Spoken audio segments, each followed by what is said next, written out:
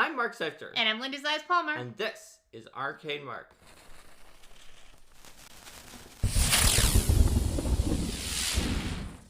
Hello, everyone. Hi, welcome to Arcane Mark. Welcome to GM Tools, Hints and Signposts. So in today's episode, we're going to be talking about hints and signposts, which means it makes sense to separate out, like, what's the deal? Why are there hints and signposts? So in terms of different clues that you can give during your, as a GM, during your session that are not just like clues for a mystery, but are just like clues about things that are going on in the campaign world. I'm going to classify here signposts as something that you proactively put up to sort of give some information. You know that you're going to try to hint that at players in advance, and so you put up this signpost. Whereas a hint is kind of like, you know, where someone's like, ooh, I can't quite solve this. Can you give me a hint? It's not necessarily something the players ask for, but it's something that you reactively give in response to what the players are doing, what the players are saying, especially in times when it shows that they may not know something that their character should be able to see because maybe you didn't describe it the way that you had thought you did. So that is hints and signposts. We also have a great question from the chat. Does Arcane Mark include me as well as Mark? Yes, it does. The original channel name, Arcane Mark, was chosen when Mark was doing the stream by himself, and then he brought me on full-time by around episode 10, and we're on hundreds and hundreds by now. But yes. Yeah, Arcane Mark is our channel, so it is both of us. That's right. It happened to have my name in it because I was like, I'm going to make a channel. And the channel name idea that I came up with seemed like it was a very good one for someone named Mark. Yes. At the time. And then, but Linda was extremely popular in her episode, enough to convince her to do more episodes because she's not, like, naturally the person who's the most like, I want to do a stream. Yeah. I am an intensely private person. And at first I was like, oh my gosh, I don't know about doing this. But then it wound up that it was really fun. So 3 years later, 4 years later, wherever the heck we are now. Wait, is it 4? Is it more? No, it's more than 4. Yes. Oh my gosh. What is time? It is a melty clock that's kind of dripping around. So that... yeah. Working on some time-based monsters right now. So, there you go. Got me thinking about that. So, time-based monsters may be familiar to certain people who just responded in chat. Yes, that's correct. Snip, prune. Alright, so let's go back to talking about hints and signposts. So, ultimately, as the GM, it is your job to provide these hints and signposts. And the problem is, some players, like, really don't like the idea of being coddled when it comes to figuring things out. They want to figure it out on their own. They don't want, like, a spoiler or something like that. So why don't we talk about signposts first? Because those are the ones that you planned in advance as a part of the arc of your story. And then we can get into how you dynamically create hints. Yes. So, when it comes to hints and signposts, it's a little different than our previous foreshadowing episode that Rexdale Quid mentioned in chat, because the foreshadowing is something that you kind of like, you put something in there and then like a while later it turns out to be relevant, whereas hints and signposts are generally, the way I'm considering them, and again, I kind of made up the definitions for them in this episode. There's not like an industry-wide, and this is what a signpost is, this is what a hint is, but you have to come up with terms and define them and use them to give good advice, in my opinion. So, for me, a signpost is something that's not a distant foreshadowing, but it's like a sign that's, you know, it's like, this way is the forest. Yes. It doesn't have to literally be that obvious. But the idea that some players might not want a hint or a signpost is part of why there is a technique to it. And I even think there's an art to giving hints and signposts in a way that's effective for your players. But I agree that signposts are the ones we should talk about first. But before that, I want to talk about things that are true for either hints or signposts, or both hints and signposts. So, I see a chat, a bunch of oddly realistic statues frozen in a pose of terror in a location basically saying, here there be petrifying monsters. Yes, that's a great example of a signpost. That's an excellent signpost. It's not literally a sign, but it is something that the PCs come across that says, hey, here it is. I mean, it's a way of communicating things to your players. Yes. And there will be less obvious ones where like maybe they're eating them, so they find shards of statuary, and like one of them looks like an eye that's open up in horror or something like that. It's like, these look like body parts.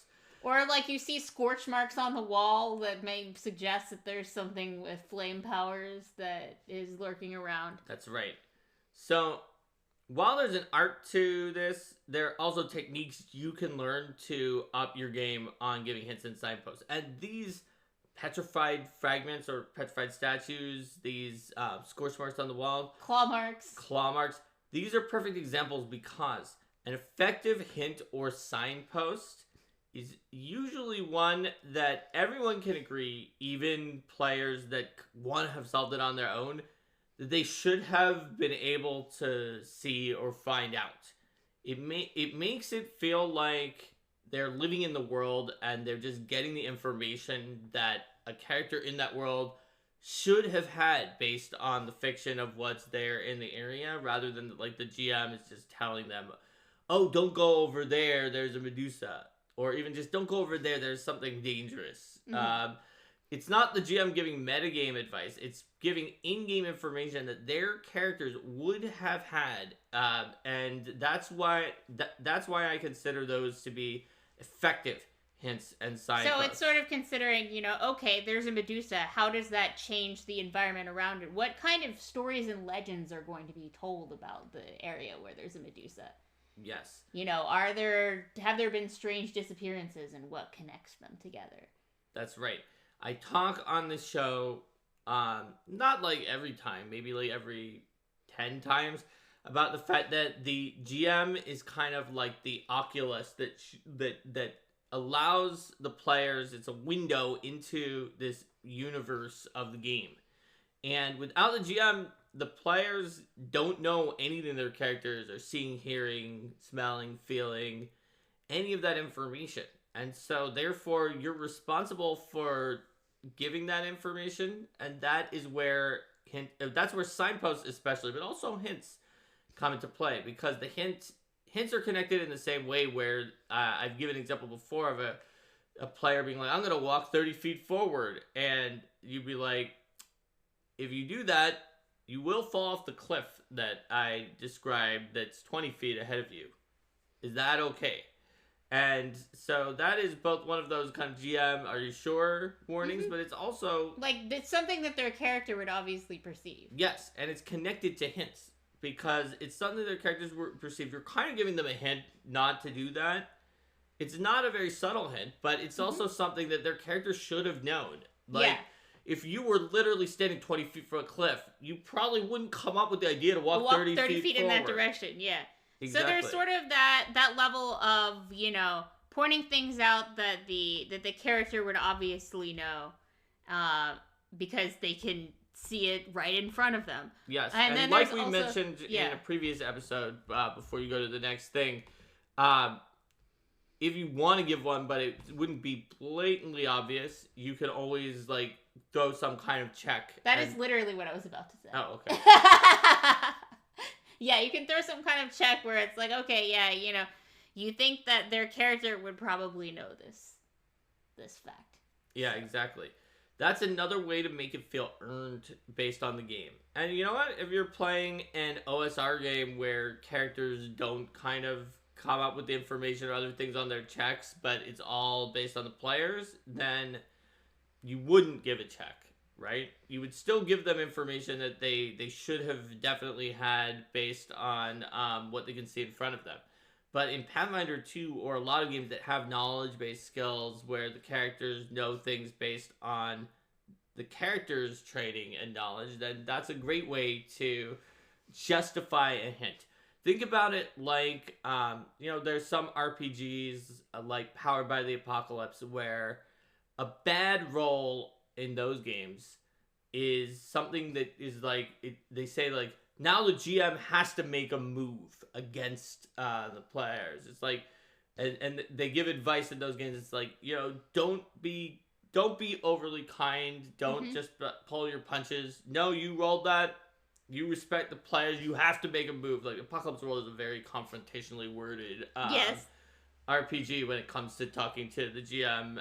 It's just the kind of voice it has. It's very intentional. But the point is that when you roll badly in that one, it's your responsibility to do something bad. Similarly, it's your responsibility as the GM to kind of use hints and signposts to guide the players when their characters should have known something, because the players aren't literally in the world. They don't literally know into your mind. And even their confusion could be a result of you not being as clear when you kind of described something earlier, or you forgetting an important detail when you described it earlier. So when we're talking about, hints or signposts that are gated behind checks, then that means that if they fail the check, then they don't get that hint or signpost. So you're going to need to come up with some other way to give them that piece of information. But if they make it, they're going to feel like it's justified. In the same way as the bad thing that happens in Apocalypse World feels justified because the game says if you fail, something bad is going to happen. And in fact, the players roll all the dice, they make their moves, and something bad happens if you fail. So when you're having something that is check locked, it's important to consider how important is it for the PCs to get that particular piece of information. If it's something that's just like, this is one way to go about it, this is something that could be helpful, maybe they don't discover that particular method or that particular tidbit. But if it's something that is important for the campaign to progress, or like a really key piece of information for them to get, then making sure you have other ways to go about it is critical. Yes, and here's the real we were saying we're going to give tips and like tricks for real ways to finesse this. So the real secret about this is that you still actually, let's say you're in a situation and the players are going towards something, and you want to like kind of steer it a little bit with a hint of something the players, the characters might know. They don't automatically know this, but it's like the kind of thing that the wizard might have studied at Arcane College. So if you say, now you might not even have to say anything because you have their skills written down, but if you say to the wizard, hey, what's your Arcana? And then they tell you, and then you roll a secret check, and they make it, and you tell them the information, that's a hint. But if you roll a secret check, and then the wizard's like, why did you ask? It's like, nothing. That's still a hint. Actually, right? Because the wizard's like, there's something about my Arcana. Maybe I'm gonna like look into the configuration of these weird glyphs. Maybe there's like a magical thing on it. Yeah, and I think that's one thing that would vary from table to table too, because it's some sort groups of might be metagaming. like, oh, that's metagaming. You don't want to do that or whatever. I'd rather you just not tell me. Yeah, it's sort of metagaming for them to realize that you asked for their Arcana, but it still did give the player a metagame hint, even though obviously their character doesn't know the significance. So it would be really metagaming if they're like, oh, well, now that I know that it was asking for Arcana, I've memorized Arcana facts for this game that my character doesn't have, and I therefore have been able to deduce the answer. Whereas just knowing maybe that there's something interesting to explore that they don't get automatically because of failing the Arcana check. In some groups, that wouldn't be considered to be metagaming in the same way as it would in others. See our metagaming episode for more information on how different groups define the different stages of metagaming. So, and also how different groups not just define, but also say these are the kinds of metagaming that are cool and enrich the game, and these are the kind of metagaming that pull us out through the fourth wall. Our thesis in that episode is that you're always metagaming in some way, unless you define metagaming to be, which some groups do, to be metagaming is when it's bad. and good metagaming is not metagaming. Just like our GMPC episode where we talk about, like, GMPCs. It's a GMPC if I don't like it. Yes, there is. Therefore, GMPCs are always bad. There are a lot of terms on the internet that are sometimes defined to be derogatory, and then anything that should fit the definition that doesn't mess up is that wasn't really that, though. It's always bad. And that's, in my opinion, that's not how it works, but people like to have very distinct definitions where it's always bad or always good instead of, like, these kind of gray areas. Well, whereas we definitely like to play in the gray here in Arcade Mark. Yes. I've been told on another show where we were talking about the difference between, like, Derek's opinions and my opinions on Roll for Combat Live is that Derek said that I am more likely to equivocate than Derek, who is going to just, like, go strong on some opinion. And I was like, equivocate is a word that, like, has a negative connotation. It is true that I try to consider both sides and other people's opinions and give a nuanced answer. Well, tabletop RPGs, more so than even a lot of other games, are so emergent from the opinions and perspectives and preferences of individual people. So trying to say you definitively have an answer that works for everybody is like, it's difficult. You don't. So now let's go to where Linda wanted us to go initially, which I do think we should do before hints, which is, let's talk about signposts in particular. So these are clues that you put up in advance. They're not like clues to a mystery. They're just like clues towards something that's going to happen later on. They're things that make the world make sense, like we talked about before with the statues or shattered piece of stone before a petrifying monster, the scorches in an area with a fire monster or a fire trap. I like what you said before about the degrees of blatancy, because when I think of degrees of blatancy with these, one thing that comes to mind is sort of the old traditional, they left behind a piece of paper that's full of information. Dear diary, today I move forward in my evil plan, and good thing no one will ever find out that the password to my lair is rutabaga. In fact, the worst one that I ever saw, I can't remember, it was in actually a really good adventure otherwise than this, but that made me just, like, literally laugh for, like, a long period of time, and then I had to show it to Linda, we received a letter in it was in some adventure, right? I'm now blanking, where not only did it have a password, not only was it like, people are worried that, I'm paraphrasing it somewhat, but all of these beats that I'm about to say were in this published adventure. It's like people are worried that the password is going to get out, so it's constantly changing. It's constantly changing every few days. As you know, the password for these past 3 days is blank. And then it had the password. The current password is blank. So it was like, they already know it. Why did you write it down? It's like the fact that it said, as you know, the current password is blank. It's like, what? And then it did say, like, destroy this letter as soon as you as soon as you read it. It didn't even say the new password is blank.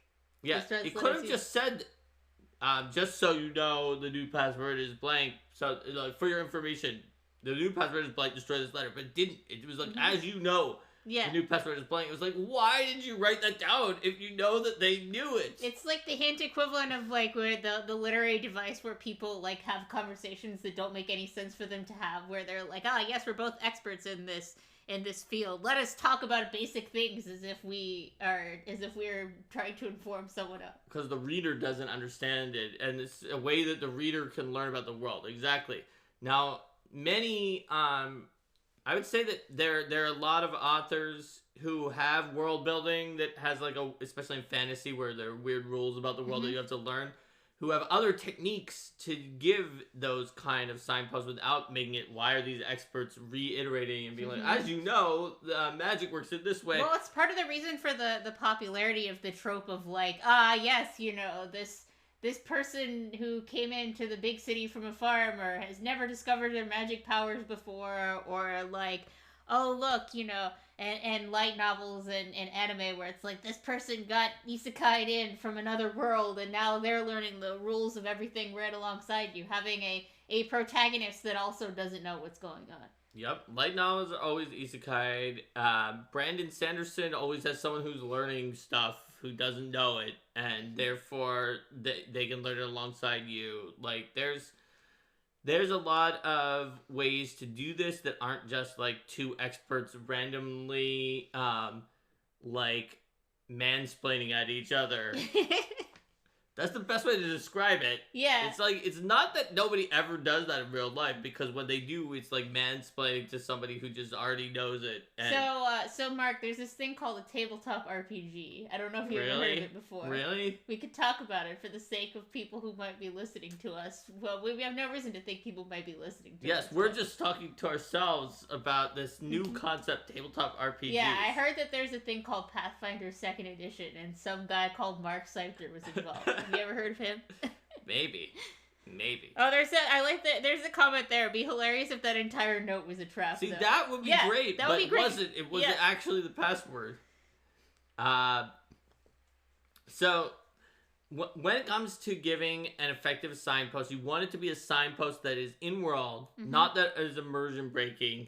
Like, if there's a sign that just says, like, there be Medusas, and there's no reason. No one who would put that sign. Like, what is the answer behind that? Why did someone write the thing down that was written down? Yeah. You want to know why the information is there. The information being there should, theoretically, the answer to that question should be something that fits in the fiction of the world, something that fits in the logic of the world, such that you're almost thinking, yeah, that signpost definitely should be there. And obviously, there's some cases where it's not a physical signpost, but it's just an NPC saying something in advance, or even just the way you describe something can be couched in a way that it is a very subtle signpost. The best way to give signposts that your players will pick up on, because we've talked about how to give ones that feel justified and that feel right, is that you have to know your players a little bit. This is something that even a session 0 won't suss out all the way. But if you understand your players and how they operate, you can give signposts that are both very subtle and very likely to be followed, even if your players don't know that they're following the signposts. You can have a situation where you have like a very open situation where they can kind of do mostly what they want, but you still are giving signposts that you know they're likely to follow, and they have a high probability of doing something very similar to what you expected them to do. Do those things, basically, like, if the information that you give suggests that following a particular course of action will either help fulfill one of their main character's goals for their character, or like cause a situation that player thinks is fun or interesting, then they're a lot more likely to follow it. Yes. Or if there's just something that's just like in that player's wheelhouse, they're likely to follow it. There's some players who, it depends on the player. There's some players who are likely to follow something if it feels like it will give them like rewards or monetary or XP or some kind of special benefit to do it. There's some who will follow it if there's like a whiff of like mystery or intrigue there, being like, there's something fishy about that, I'm gonna go check it out. Sometimes, and to name one that works for me personally, is when there's something that feels like it will be a way to really express the way that character is. Like, oh man, my character would totally be interested in doing this, would do well at this, or like would fail hilariously at this, but would want to try it. So, if you know both the characters and especially the players, you can give effective signposts, because all the signposts in the world don't matter if nobody reads the signs. And they just drive off the cliff, even though the sign says, caution, cliff ahead. So one thing I also wanted to address with signposts is that there are signposts that are like, here there be plot, you should check it out, maybe, if you want. And there are also signposts that are like, here's some information that it would be useful for you to have in making decisions. Exactly. For your characters. So the signposts aren't all the same. Yeah, they don't have to be mission critical towards your plot. Like, knowing that there's a Medusa ahead, you could completely play whatever that adventure is that we're kind of making up here in this chat that has the Medusa or the scorch marks, and not know there's a Medusa ahead. That's fine. You definitely have an advantage if you do know that. And one way to make signposts effective as a tool to guide players into making decisions is to, and this is a good tip for you. Someone in the chat mentioned, which would be hilarious, if that note that was like, as you know, the password was changed to X was a trap because it was, it just makes no sense to send it otherwise. In fact, my character, I think I was playing that. My character, after I stopped laughing at it, was convinced it was definitely a trap.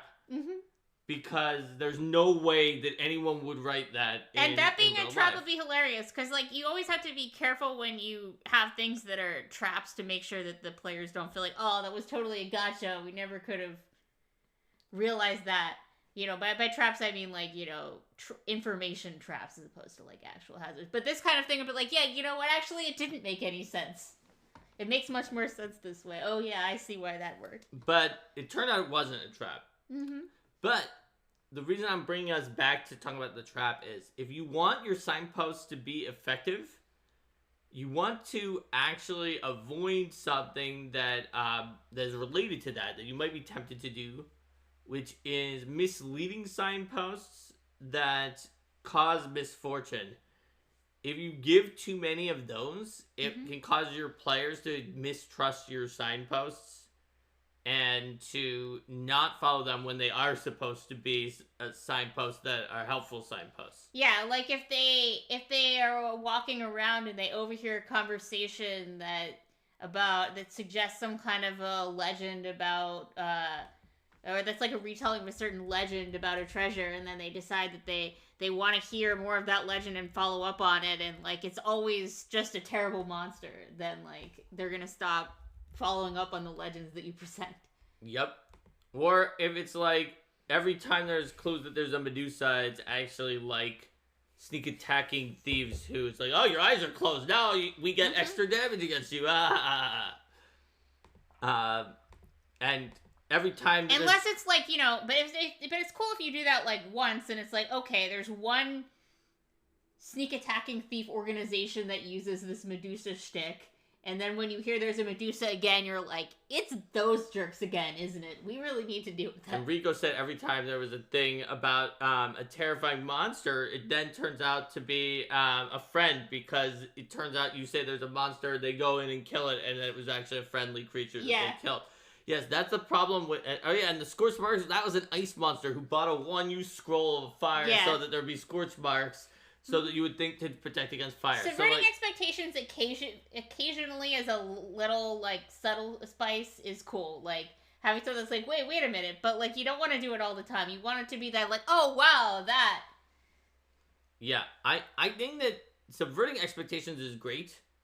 But your signposts being just, like, literal fake outs is going to engender mistrust due to the fact that when you're the GM, you're the window into the world, you decide how much information you share and how many details you share. Now, maybe you give as much information about like what's in a scene as Ed Greenwood. When Linda and I played in his game, he would just get up and he would give these long explanations, and you would know exactly which kind of Forgotten Realms wines were in each barrel and where the barrels were. He'd move his hands and walk around the room, and it would be like it's like he's taking a paintbrush in your mind. It was incredible. You probably don't do that, though, which means that if you are being like, oh, this is clever, I'm going to subvert expectations by giving this thing that turns out to be completely wrong and make the PCs get tricked, that's going to wind up being like one of the salient points you give.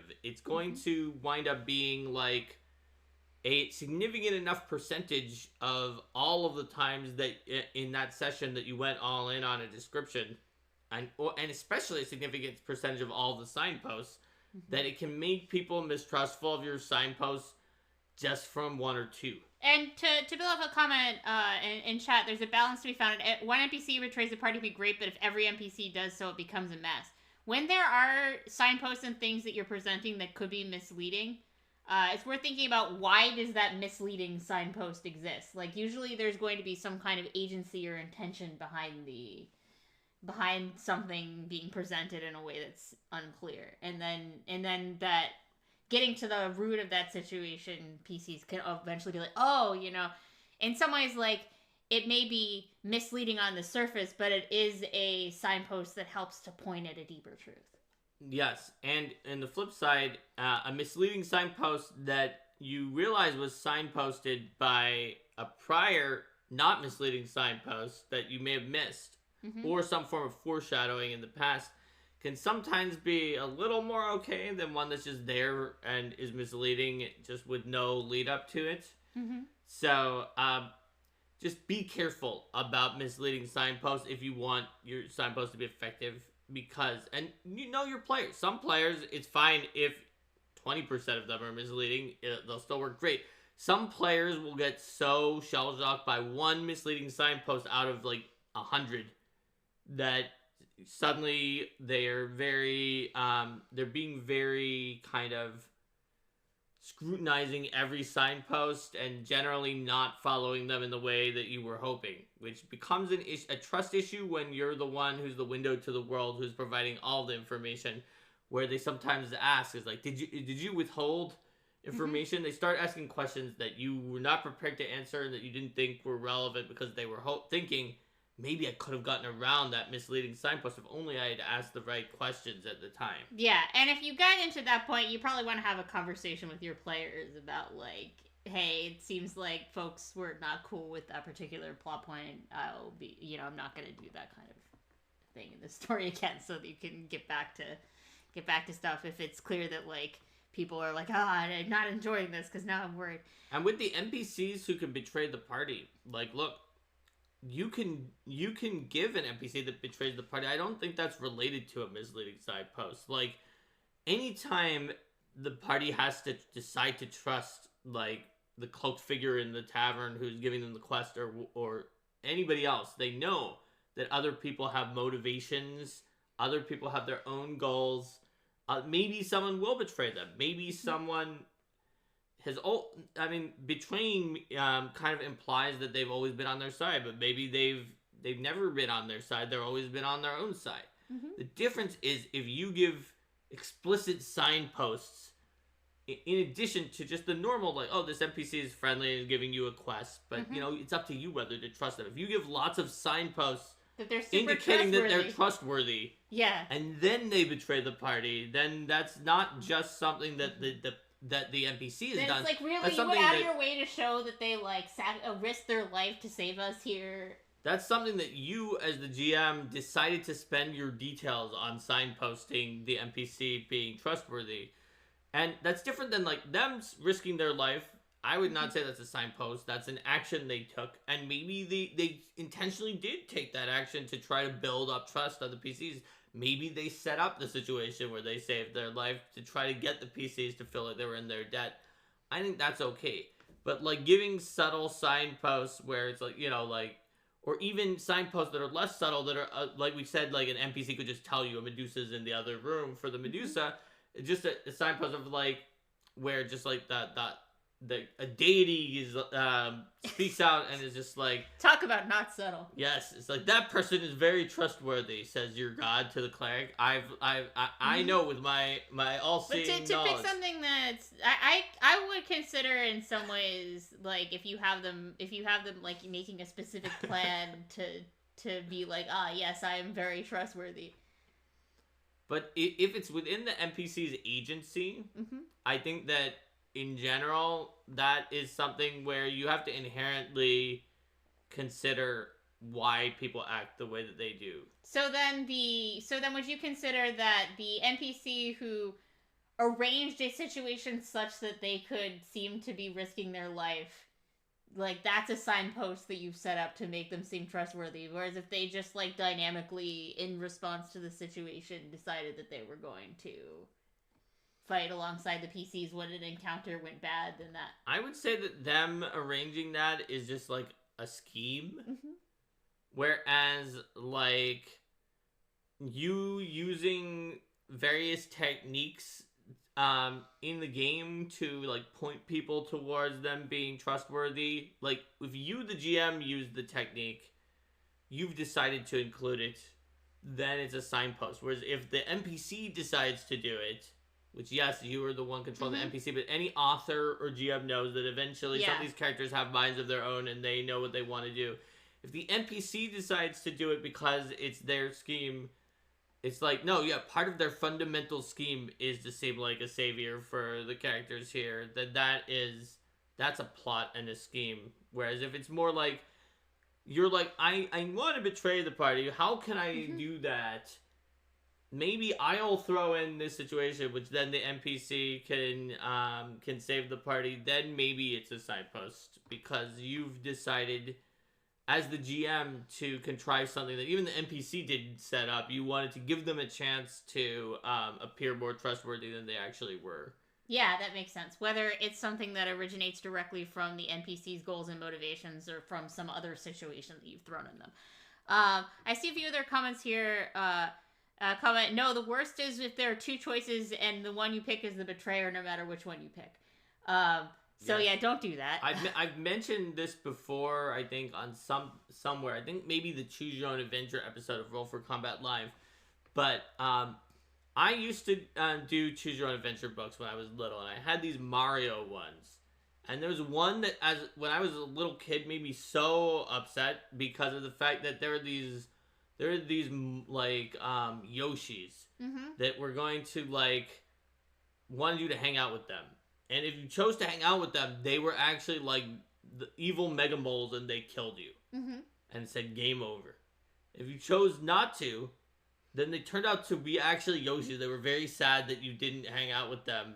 And they were not moles in disguise as Yoshis. And so all the choices were bad because just whatever you picked, you picked a thing that was obviously the one where you were mean to the Yoshis was better because than you the one didn't you die. Yes, but still, it's like, really? It's like that is I think not quite related to signposts. It hints that's a different kind of railroading topic. But yeah, but I do think that there is a signpost and hint type thing that is related to that is also somewhat related to the comment afterwards about my worst signpost are when I don't remember some small part of an adventure, then I accidentally have an NPC that would know better give super inaccurate information. That's one that you explicitly correct out of the game. Yeah, for sure. But related to these two is, like, how do you handle signposts when there are things that you may not have fully set in stone about your game? And then you're like, wait a minute, there should have been a hint or signpost about that before.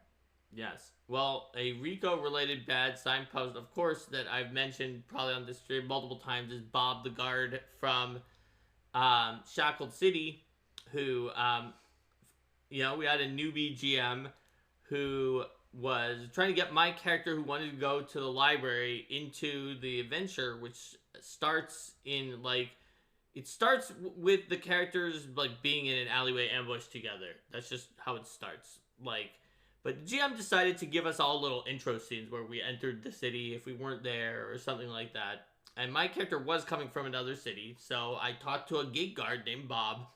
I said, I want to go to and we knew where the city I was coming from, which was called Sassarian, was because there was a map. So we knew which gate I was going to. And we were all playing that. And I was like, I want to go to the Blue Crater Academy. Now, my character didn't know where that is. It could have been anywhere in the city that is on the top of a caldera of a volcano, so it's like a circle. It turns out, clockwise around the circle, it was like, you could almost see it from the gate. It was like one block to the clockwise. Bob gave me directions that, like, maybe the GM didn't understand the material, like Rico was saying, that took me counterclockwise 350 degrees around the circle with, like, 12 turns. Mm-hmm. Even though literally it would have just been like, go into the gate, turn left, and you'll see it immediately. And not only that, we were then ambushed by a thieves guild that turned out to be made up of disaffected guards who weren't being paid enough. That was just in the adventure. Now, the GM did not intend this to be a signpost that Bob was part of the Thieves Guild and had set me up to be attacked, but my character, after discovering that I was right next to where I wanted to go and was led on a merry goose chase that led me to be ambushed by guards, was convinced that, just in the same way as I was convinced that, as you know, the password is X couldn't possibly be a real thing, my character was convinced that Bob was definitely in that Thieves Guild, and when the captain of the guard hired us to do things, my character kept being like, you have to find Bob the guard. He's still part of this Thieves Guild. Yeah. Now the GM was new, and so he didn't embrace this. It was just sort of like, yeah, no, he wasn't part of it. But the captain of the guard always kept shaking his head. He said, we have too many guards named Bob. I was like, bring them all. I'll tell you which one was the one that I saw. But this is an excellent example of an opportunity for a retroactive signpost. When players point at something, you're like, yes, that's a signpost. And you're like, yeah, you know what?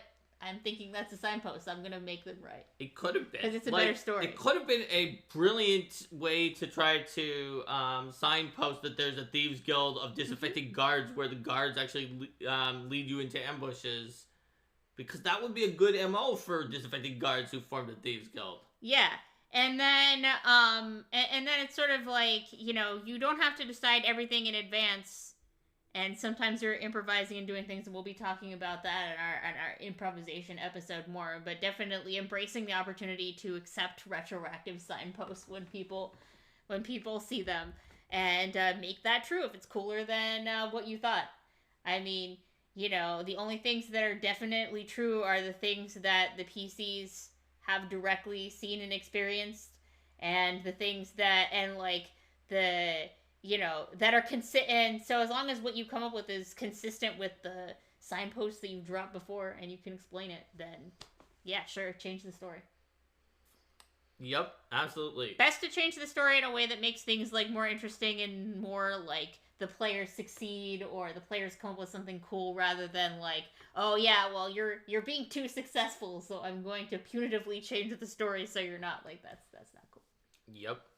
So it was funny, and the GM, having told me that was out of character, that really was not a thing, I was like, well, don't worry, my character is a conspiracy theorist, so I'm sure she'll make up some wild, outlandish theories that just disqualify her as being accurate in front of the guards and the other PCs, so that we won't have to worry about this. And then I went ahead to make random accusations for no reason, that all turned out to be true. So then he eventually had the captain of the guard was like, okay, I'll look into Bob. Fine.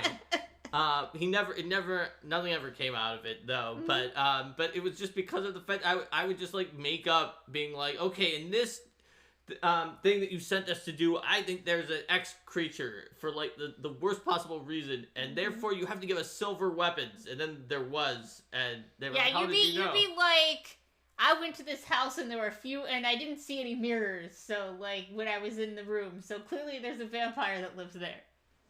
Yeah, it was even worse than that.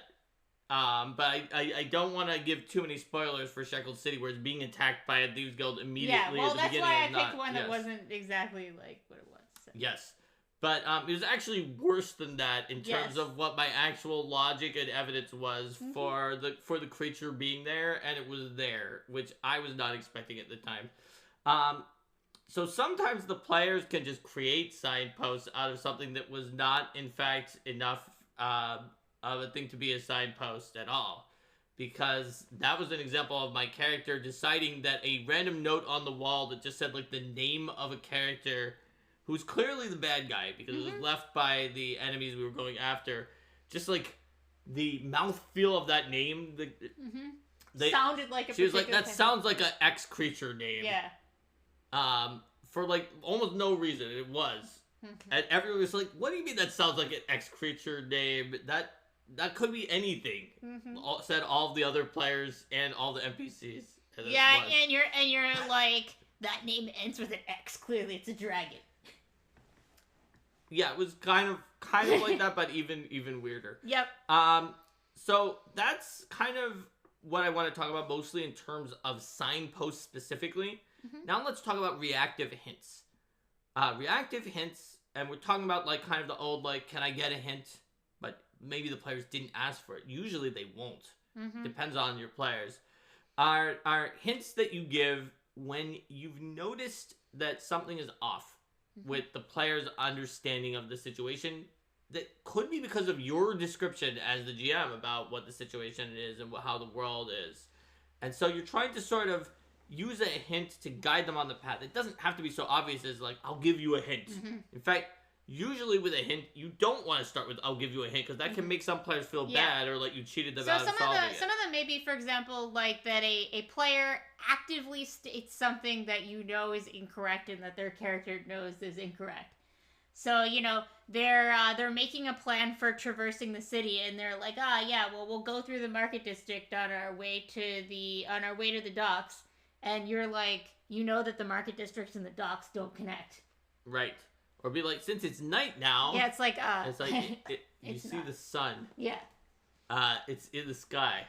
So they'd be like, we're playing PF1 at 3.5. The sun is so far away, and everything you get a -1 to perception checks for every 10 feet distance something is. I don't know if I do see the sun.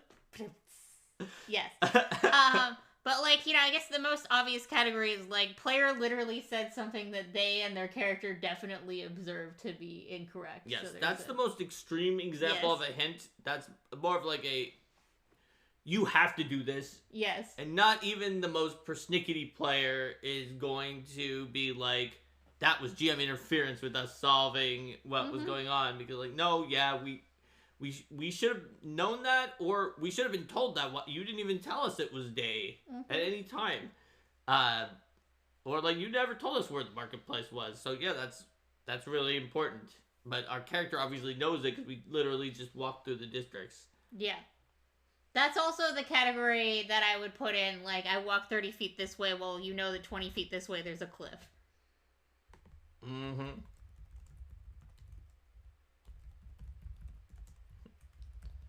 That's right. So those are the kinds of things, that's a hint, not a signpost, where you just tell them afterwards, well, there's a cliff.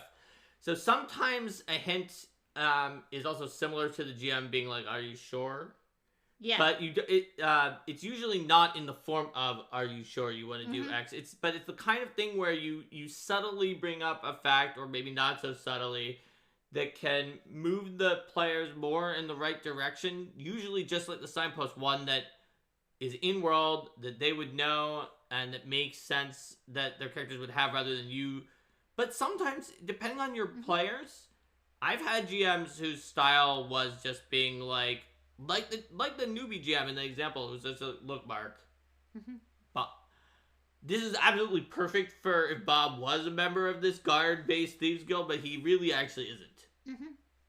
Or a hint where people are like, I want to go into this side cave that you keep talking about. It's like, the adventure map does describe this cave that goes down to the Darklands for some reason, but it does say it's outside of the scope of this adventure. Yeah.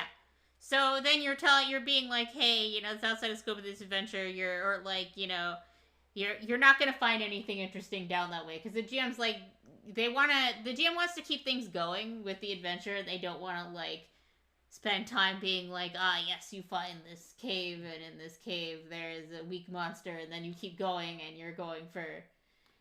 You could even not go that far. You could say, look, I'm just gonna tell you that this cave to the Darklands, when we're doing this dungeon that's like a castle, as you might expect, is outside the scope of this adventure.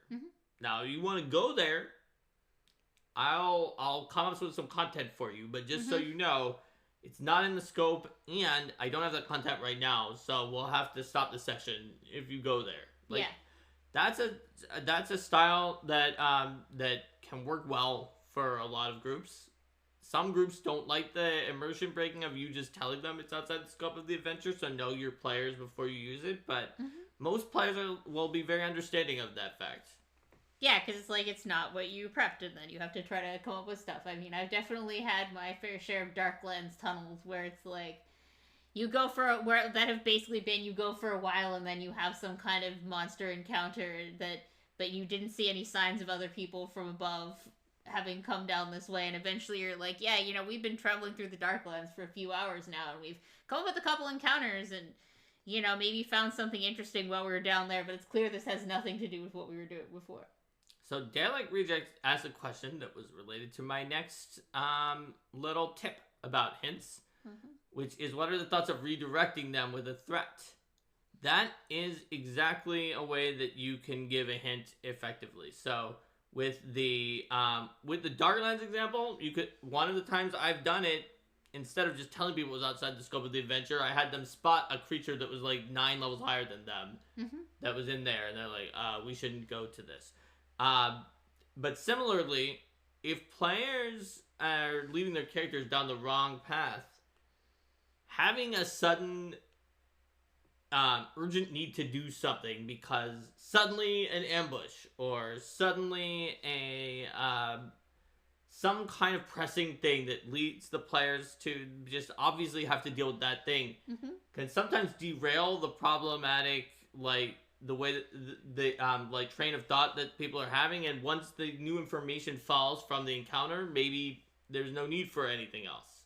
And that's something that could easily happen if whatever has caused that that sudden emergent urgency, it makes sense in the setting. Yeah, so maybe the thing is that they've gotten derailed for a while doing something that is completely unrelated and isn't helping them move toward getting back onto the main plot, and therefore, the opposition is able to progress their plans, and then some other thing happens and it's like, oh, well, that's going to give us useful information. And that serves as an effective hint. It serves as an effective hint, and also it, like, makes sense that it's like, oh, we were chasing our tails for a while. It's both a hint and kind of a penalty, which players who want to do it themselves can feel like, okay, I earned that penalty, but I'm still doing it myself. As opposed to the GM just kind of giving them the information, like literally dropping a hint, a clue on them.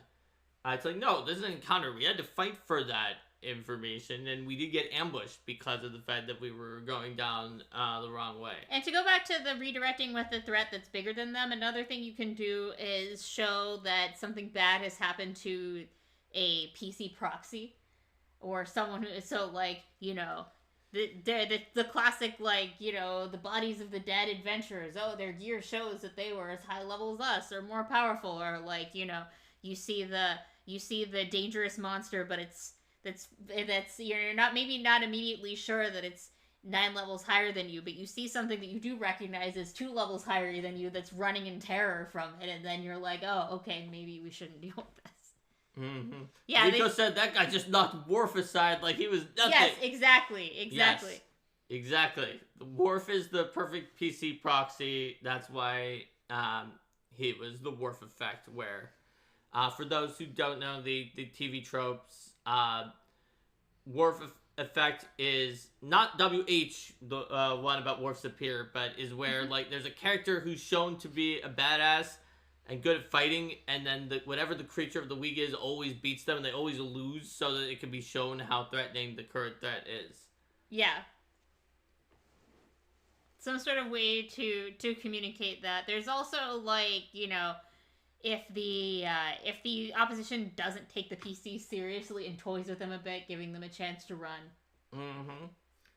Yep, there's plenty of ways to provide hints, and knowing your players, just like with Signposts, will help you to give the most effective type of hints.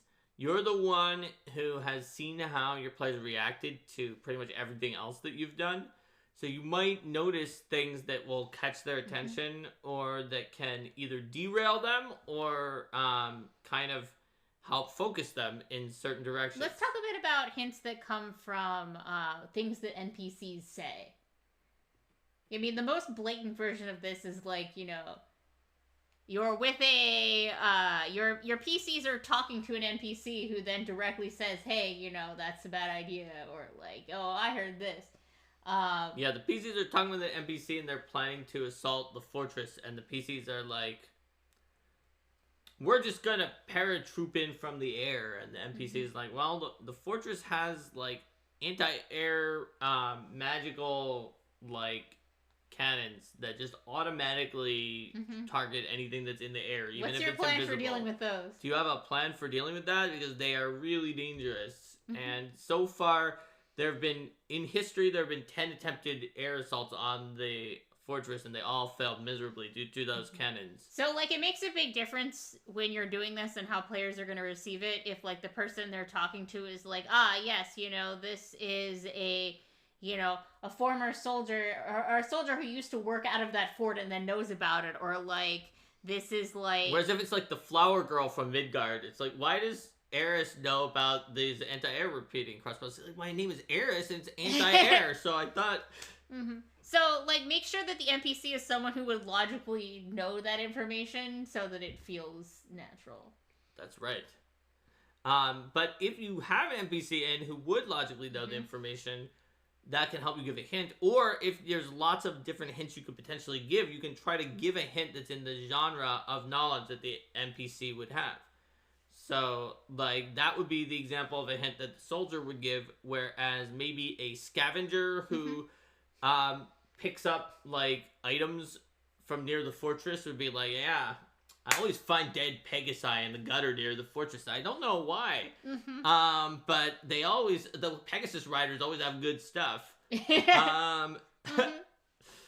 the PC is like, what? That's interesting for our aerial attack scheme. Yeah. It's like, I reckon they have something to deal with the air, because otherwise there wouldn't be all these dead Pegasi and Pegasus riders out there. Maybe that's an issue. Yep. So you can try to think of something that NPC would know based on their lived experience in the world, like being around this thing with this fact that you want to try to hint at. Or less elegantly, but sometimes what you have available to you, having the NPC like potentially suggest another NPC that they know that may know more about a particular topic. That's true as well. Being like, well, we could ask the sage of this Fortresso, to tell us more about it. Or ultimately, something that can be a hint is we talked about using Worf. You can also use red shirts. So you'd be like, okay, yeah, we're gonna do an aerial assault. We'll have the our rebellion team go in first, and then the PCs. And it'd be like, all right, guys, so the rebellion team goes invisibly through the air, and they get shot by anti-magic cannons, and they're shot down into the fort. Are they dead? Are they captured? We're not sure. What do you guys do now?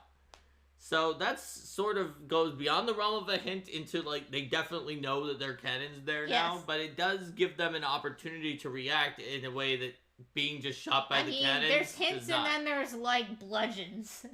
Yes, it gives that it serves more of a hint as a hint than you just shoot the characters down with the anti-air cannons, and now they're dead or captured. But I also think there's that sense that if it's obvious, then even if it's obvious to you as a GM, it may not be so obvious to the players because you know the context. I mean, the same reason that there's the rule of 3 for mysteries to give 3. The 3 crew rule from the Alexandrian. Yeah.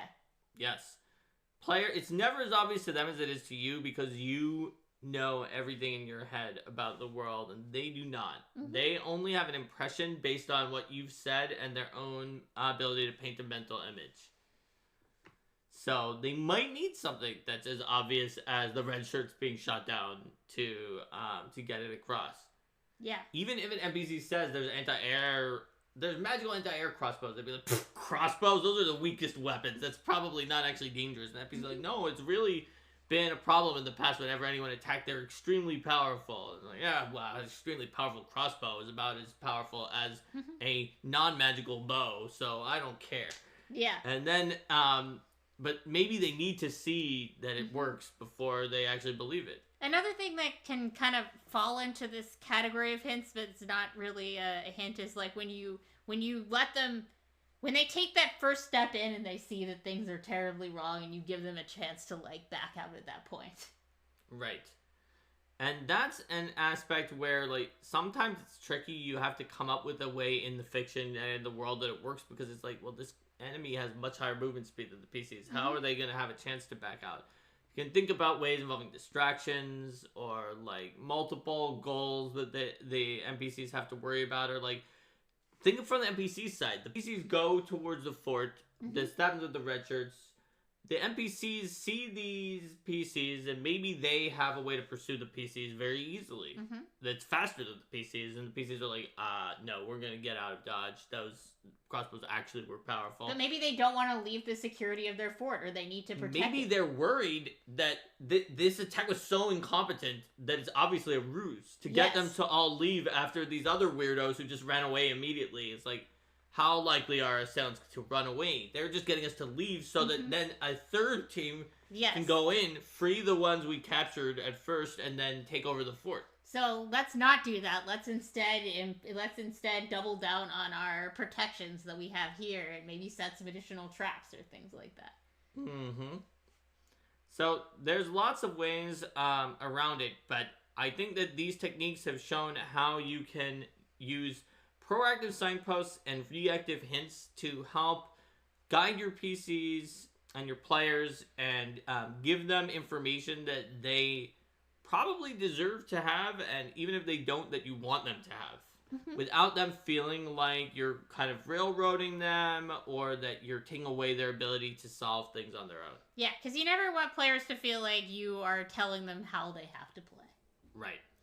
It's more about making them aware of the situation so that their characters can then make a decision and let the chips fall, or the dice, as the case may be, where they may. That's right. Did you have more signpost and hint tips? Not that are coming to mind. All right, so let's say goodbye to YouTube.